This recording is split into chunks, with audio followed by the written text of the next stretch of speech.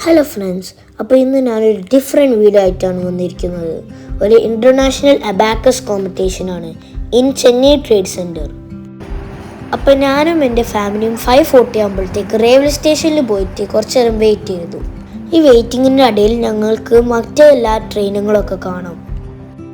അങ്ങനെ ഞങ്ങൾ 5:40 PM ആകുമ്പോൾ ട്രെയിനിൽ കയറി 6 AM ആകുമ്പോൾ ചെന്നൈയിലെത്തി. അത് കഴിഞ്ഞ് ഫ്രഷ് അപ്പ് ആവാൻ വേണ്ടിയിട്ട് സപ്തഗിരി റെസിഡൻസി എന്നുള്ള ഹോട്ടലിൽ ഞാൻ കയറി. അവിടെ നല്ലൊരു ഫെസിലിറ്റിയും നല്ല റൂമൊക്കെ ആയിരുന്നു. അങ്ങനെ 3 hours റിഫ്രഷ്മെൻറ്റ് കഴിഞ്ഞു. അപ്പോൾ നമ്മൾ റിഫ്രഷ്മെൻ്റ് ഒക്കെ കഴിഞ്ഞിട്ട് നമ്മൾ റൂമിൽ ചെക്കൗട്ട് ചെയ്യാൻ പോകണം ഗൈസ്. അപ്പോൾ നമുക്ക് ലൈറ്റൊക്കെ ഓഫ് ആക്കിയിട്ട് റൂമിൽ ചെക്കൗട്ട് ചെയ്യാം.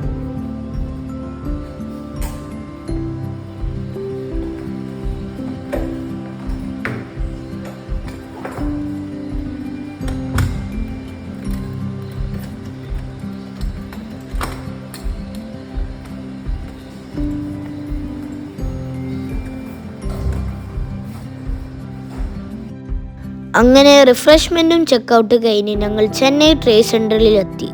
അവിടെ വലിയൊരു ക്രൗഡായിരുന്നു.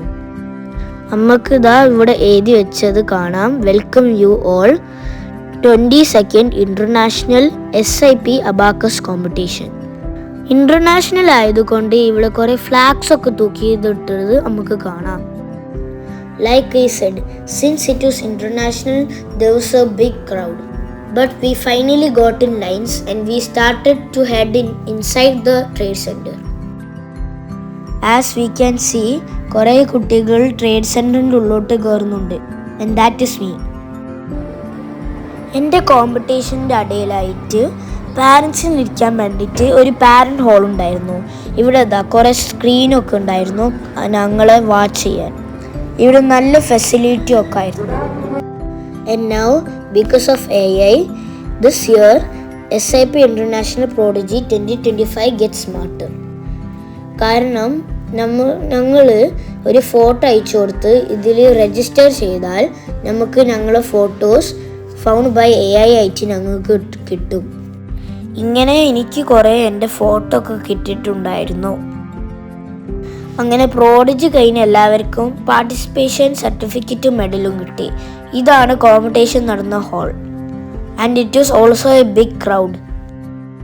And I met many children from many countries. Prodigy ഒക്കെ കഴിഞ്ഞ് ഞാനൊരു ഫോട്ടോ എടുത്തു. അതൊക്കെ കഴിഞ്ഞ് ഫുഡ് കോർട്ടിലുള്ള മെനു ആയിരുന്നു. പ്രോഡിജിൻ്റെ തലേന്ന് ഈ മെനു ഫോണിൽ അയച്ചിട്ടുണ്ടായിരുന്നു.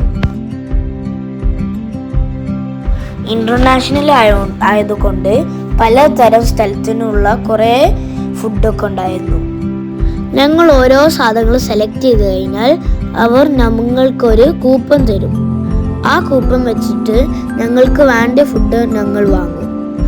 പക്ഷെ ഇവിടെ വാങ്ങാൻ കഴിഞ്ഞിട്ടേ ഇല്ല, കാരണം വലിയൊരു ക്രൗഡ് ആയതുകൊണ്ട് ഫുൾ റഷിങ് ആയിരുന്നു.